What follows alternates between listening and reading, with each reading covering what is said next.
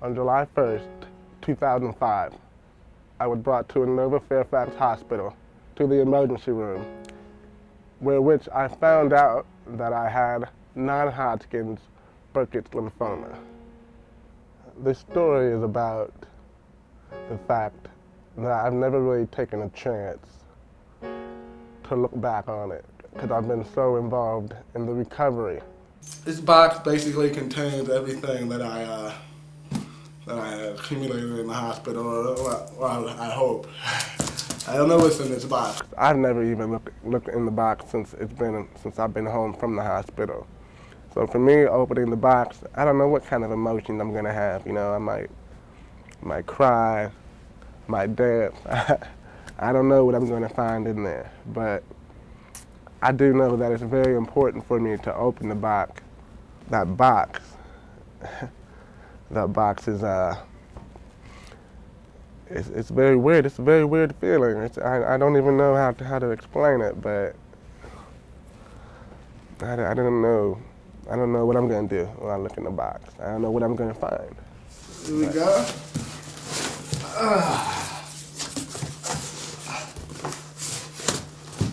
Here we go. We got the box. Whew.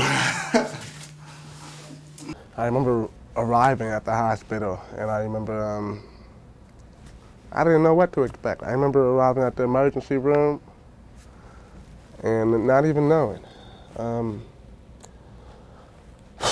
When they told me I had cancer, you know, I was almost relieved. When you first met me, as far as the prospect of like me like walking or like how it was going to turn out. Well, when I don't know how much you remember about when you were admitted, because you were very sick.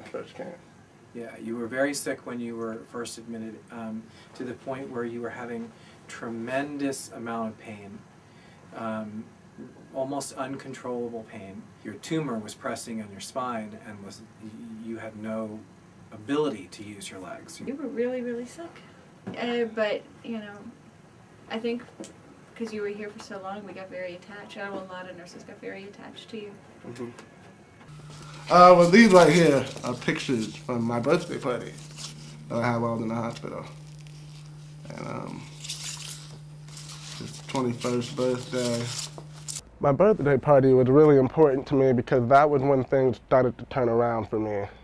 And if it wasn't for the birthday party, I think that things would have kept getting worse. All your friends, there were about, I don't know, 6 guys from college that came here to have a birthday party for you. And they came in with a bottle of vodka, I think. One of your friends came in with a big bottle of vodka in a brown bag like he was going to hide it. I decided to go back to the hospital for a day and basically take a tour of it through a different perspective, because the last time I was there, I wasn't doing anything on my own, so I couldn't look at it through my own perspective. So I hope in going to the hospital today, I can get a better perspective and really see things differently. This little spot right here brings back a lot of memories for me, because I remember like my first time I've been in the hospital for like probably about 2.5 months, and they came out in the wheelchair. They brought me out in the wheelchair. I had a little button. I remember I was really embarrassed. But I had 2 different therapists. I had an occupational therapist and I had a physical therapist. And they both did different things, but thank God for them.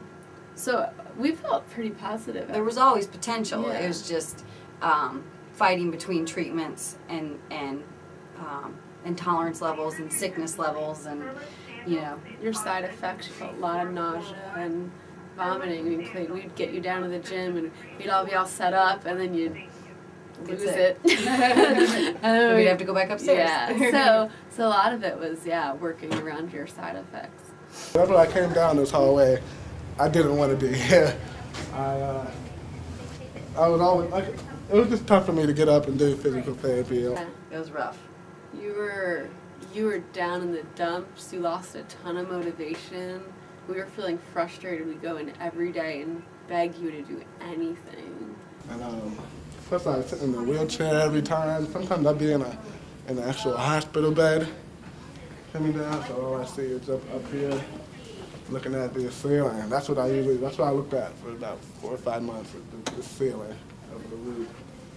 But this is my area that I haven't been in here since last time I was in here. I couldn't even move my legs, so this is pretty different for me. This right here is pretty interesting because what they would do is a little tic-tac-toe game. It looks like it would be fun, but it really wasn't very much fun. They would make you stand up with this standing table, and you'd have to, like, at the time I couldn't move my arm, and you just have to play tic-tac-toe with your therapist. It feels so much smaller now. It's hard to describe it. It's hard to describe the feeling of like the smells, and it looks exactly the same. It doesn't even look different. It was really interesting when we were at the hospital because while we were at the hospital filming, we actually ran into Miles, who was my therapy dog, and that was really cool to see him and to just for him just to be there just out of nowhere. It was very interesting. I remember coming home from the hospital that first day, and I hadn't seen cars, I hadn't felt the sun, I hadn't seen trees in so long. And I just remember looking out that window, and just realizing what I went through, realizing that I beat it, that, you know, I'm still here.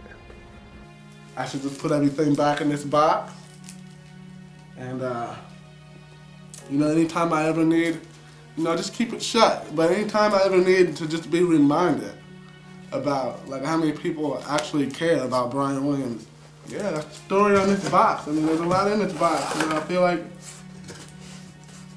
after taking everything out, you know, it just brings back a lot of memories of just kind of how. You know, so many people did so many things for me. And when I think back on what I had to do, I don't think I could have done it without all the people that supported me. You know, my parents, my friends, my nurses, my therapists, my psychiatrists, my oncologists, you know, the list goes on and on. But you know, it feels so good to be able to look back and to say that I beat that. That I'm still here. I'm not going anywhere.